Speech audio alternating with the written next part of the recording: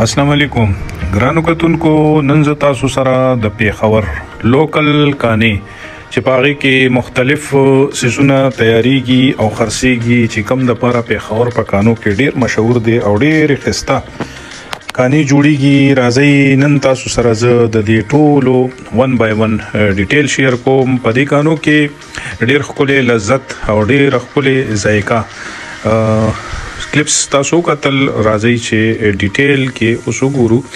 چې دا په کومه طریقه تیاریږي او د دې لپاره سکیږي. نو دا لومبه چې کوم دی نو دا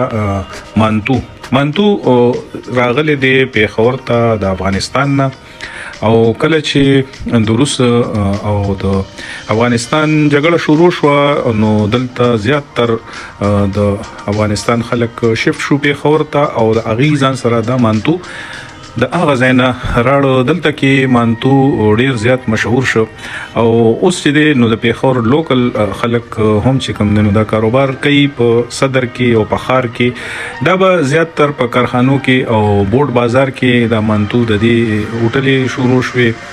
ریسټورانټس او پدې کې به دا زمون خلکو اول پیجندل نه او بیا شروع کړل. نو ډیر خپل ډیر ذایقه دار دا یو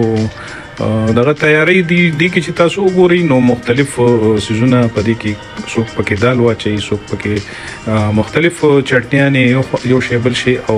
د مانتو د کیمنس کې کیما بند کړی او ډیر خپل ذایقه لري. په چمچو باندې دا خوړې شي او ماست چټنی د سيزونه واچي او د دې باقاعده پیکینګو کې او دا پیکینګ خلک وړي کورونو ته ماشومان د پاره زیات تر لوی ریسټورانټس کې دا بیا په مکبانه خوړې شي. ګوري دي کې سلاد هم اچيږي. نو دا یو ډیر خپل او خوندور شي کم خلکو چې پته وته نه ونه دا د غوي د پاره ما شیر ک. دویم نمبر کې چې تاسو ګورئ نو میان کم چې دلته په خور کې لوکلي خلک ورته کبان وای او مونږ ورته د ثوابه خلک ورته میان وایو او په ثوابه کې هم میان ډیر زیات کیږي او لکه مشهور دي او زیات تر کتا سو ګوري نو د باسین په وجه باندې ډیر د میانو د خوراک خلک ډیر زیات ته زیات تر 400 کې په مردان کې او په ثوابه کې دلته میان ډیر زیات خړې شي. خو د اغینا زیات تر خلک چې کم نه دا په پیښور کې د میانو شوقیان دي او میان ډیر په کلی طریقه باندې او په مزیدارو طریقو باندې تیاری او بیا دلته کې خلک خوري. ډیر لوی هوټل دي ریسټورانټس دي کتا سو ګوري نو دا په مختلف طریقو باندې تیاری. یو چې کوم نو کړای فش ورته ویل شي چې هغه دوی مثالي ورکی او دا بیا دوی په اویلو کې ورچې یو دا په تیز هور باندې پخای. بل دویم چې دنو په دې کې ګریل فش ته ګریل فش چې کوم نو هغه پراپر سلایسز جوړ شي او هغه چې کوم دی په ګریل باندې او په هور باندې یعنی په انګار باندې هغه پخېږي او دا غي خپل چې کوم نو بلا غاک ته دلته کې یو خلک ډیر په شوق باندې خوري. نو دا تاسو کته شي باقاعده د دې لپاره چې کوم نو دی د انګلیټای جوړ کړي په دې کې کویله تیاریږي. بیا کویله چې کوم نو دغه لوی دغه جوړ کړي دي پراپر دغه لپاره زونه او پاغي کې بیا دوی دا ګریل فش تیاری. بیا په دې کې ګریل فش کې یو چې کوم نو دی وړدانه تیاری او یو چې کوم دی پورا سلایسز دی جوړ کی د میانو نه او هغه په دې جالونو باندې کی دی روغ میان او هغه بیا دوی خلکو ته ورکي. نو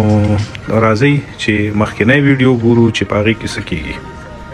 دایته ویل شي پانچه او دا خاریان ورته پای وای او دوی چې د نو زیاتر د خلک سحر په ناشته کې خوري. ما خو چې څومره هم وکتل په خور چې کم لوکل خلک دي کم چې په خار کې اوسېږي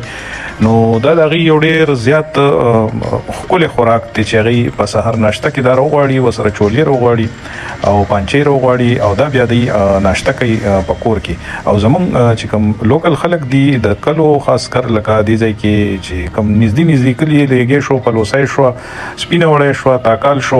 نو د دې خلک چې دینو دا اکثر روټه لرا غواړي غرمه روټه کې چې کم دینو دا خوري یا لاړ شي بیا په خار کې چې کم دینو دا خوري. نو دا پانچه چې کم دینو دا یو مشهور او ډیر خپل ذایقه دار خوراک ته د پیښور. دا بل تاسو ګورئ دا واړه لوښي دي او په دې کې چې کوم دنو غوښه اچېدلې ده او دا پخیږي ډېر یو ستړی کار دی په بیل بیل لوښي کې چې کوم دی نو دا یو دغه کېږي دې ته ویلی شي چینکي کې دی چې دی نو دا ګډ غوښه اچوي او دا ګډان چې دی نو ډېر غړ ګډاني او دا زیاتر د دې کاروبار چې دا په خیبر بازار کې او ورسره چې کوم دی دغلته په نمک منډۍ کې نو دا ډیر زیات په شوق باندې خلک خوري او دا یو مشهور کاروبار دی دغه ځای ځکه چې زمونږ د خلک زی نو دغه چینکي له ځان رسي چینکي چې دی نو دا په کومه طریقه چې پخیږي نو دا زه تاسو سره اوس شیر کوم د کې دی چې کوم دی دا غوښه داسې وړه کې د دینه داسې پهونه جوړ کی او بیا دا چې دی نو په یو چینک کې چې دغه شانتي په دې سره مختلف سبزیان لکه پیاز شو ټماټر شو ادرک شو اوګه شو کنه د دې ټولو چې دنو ذایقې دي سره بیا مختلف قسم مثالی دي تورواچی کی او دا د لاخه پورا ټایم ورکي چې دا په دې چینکو کې چې دنو د وړو د چکو ته د چینکی وای کنه بیا په دې کې وته لګي وبور چي او دا د لاخه پورا ټایم ورکي نو دا د دې ټایم نه پس دا چې پاخشي نو دا تقریبا 700 800 او 850 د دې منس کې دا مختلف ریټونه دي د دې منس کې دا یو ورکي دوی کانا کې او د یو کس په ډیر خپل کار کیږي نو دا یو نوې شی او د ماته سره شیر کو د دې چې کله هم تاسو را لې په خورتا نو دا ضرور ټرای کړئ ډیر خپل ذایقه لري او راځي چې مخکې ویډیو ته لاړ شو نیکسٹ ویډیو دا چې مټن کړای ورته ویل شي دلته په پیښور کې چې ما څومره مکتل نو دلته زیات تر خلک د ګډانو شوق کوي دا چيلي کم چې ورته په اردو کې بکرې ویل شي دا زیات تر خلک نه خوخي او دلته زیات تر خلک د شینواری دي افریديان دي او نور هم لوکلی د پیښور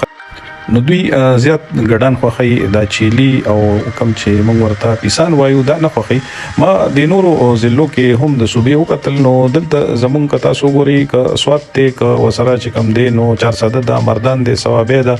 د خطه سیمه باندې کتا سو ګوري نو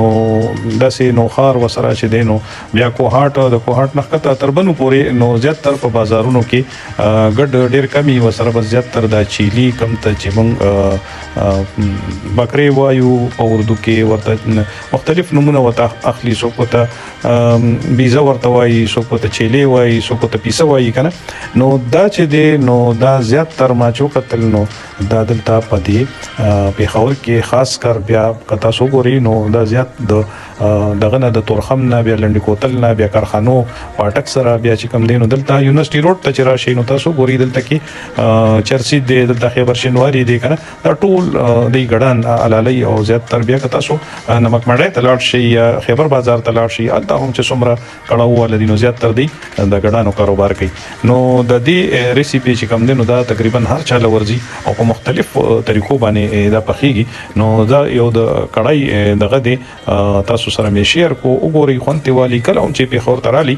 نو دلته تاسو ته زیات تر ګډ ملاويږي او خوراک کې نو ګډ اسوم ډېر خوشې دي ګرم دي او بیا چې لومه پکې چولې نو داغي ځان له خپل ځای کلري مخکې ویډیو ته بلاړ شو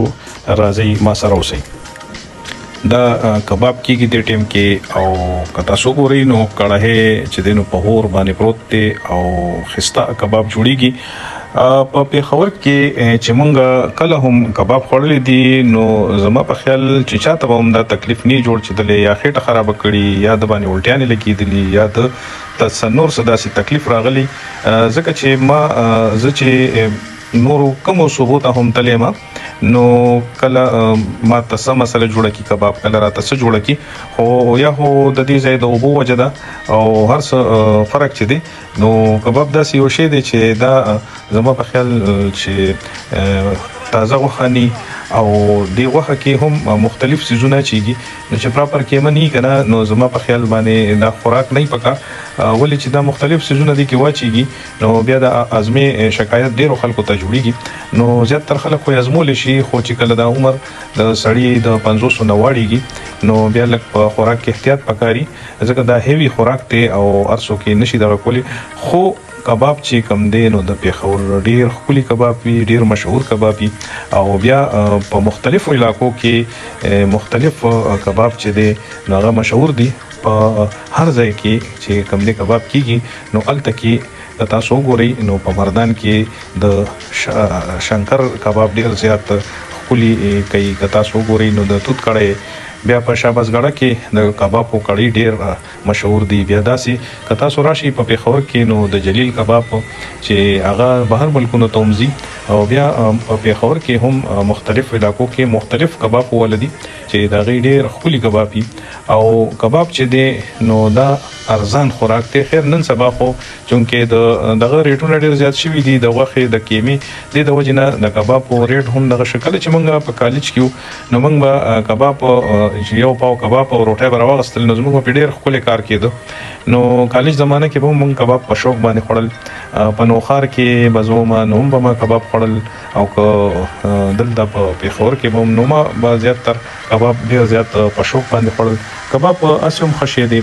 ځکه چې دا داسې دی چې دې سره په یخنۍ کې زیاتتر که تاسو وګورئ په کومه ورځ باندې باران شوي که نه په هغه ورځ باندې به بیا په دې کبابو باندې ډېر زیات زوري رش پی دی او تاسو ته به چانس نه میلاویږي د اغوستو.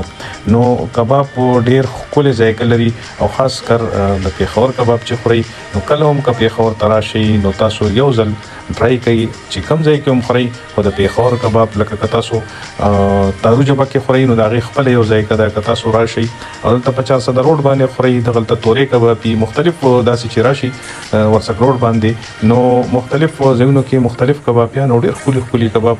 په دغه کې هم په فردوس کې هم جلیل دی. بیا چې کوم دی دلته په حیات آباد چوک کې 2 جلیل دی نو ډېر ښکلي کباب کوي او راځئ چې مخکې ما سره اوسئ. دې ځای کې باباجي چې کوم دی نو د چکن کړای چې دی نو دا تیاری او دا چکن کړای چې دی نو دا ډېر زر تیاریږي چونکې فارمي چرګان وي او هغه الریډي دي مخکې نه کټ کړي صفا کړي وینځلي نو هغه بیا ډېر زر تیاریږي چونکې دوی سره په دې هوټلو کې رسټورنټو کې داسې څیزونه وي چې په هغې کې کوشش د دوی دی چې یاره دا زر تر زره موږ صرف کو خپل ګاهکانو ته او بغیر د ټایم ضایع کېدو نو دوی داسې وکړي چې لومبی چې دی نو دا چکن پراپر روسټ کړي په آیلو کې او بیا د هغې نه پس چې کله دا بالکل روسټ شي نو په هغې نه پس پکې مختلف ټماټر پکې واچي مرچکي پکې واچي ادرک اوږه پکې واچي او بیا چې هغه ښه مزیدار وشي نو په هغې کې چونکې دا آیل چې دی نو د چکن ته لږ زیات پکاري چې دا پکې روسټ شي. بیا کله چې دی بالکل پوخ شي او دغه د خوراک دپاره بالکل تیار شي نو دا ایکسټرا آیل چې دی نو دا د دې نه وباسي او هغه واپس په دغه کې واچي واپس سټور کړي او بیا دا مختلف ترکارو کې دوی یوز کوي لکه یو سړی وایي چې یاره ماته لوبیا راکړه نو بیا هغه له دا لوبیا چې کوم دی نو په دغه آیلو کې زر زر ولا دغه کې ایښېدلي ورسره پرتې بس راوالي یو 2-3 چمچې او هغه چې دی نو دغه کې یو سره چولې پرتې چولې راواخلي یا مختلف چې دی نو سیخان دغه کړي هغه سیخان چې دی نو بس زر ورواچي کړی ته او دا چې دی نو ډېر ښه کاروبار دی ډېر ښه بزنس دی نو چې څوک هم غواړي داسې ټایپ یو کاروبار نو دا ډېر زر تیارولو والا څیزونه دي نو تاسو هم ټرای کولی شئ او په دې نه چل زده کولی شئ او راتلی شئ د خوړی شئ نو مخکې راځئ چې بله ویډیو ګورو. دې ته وایي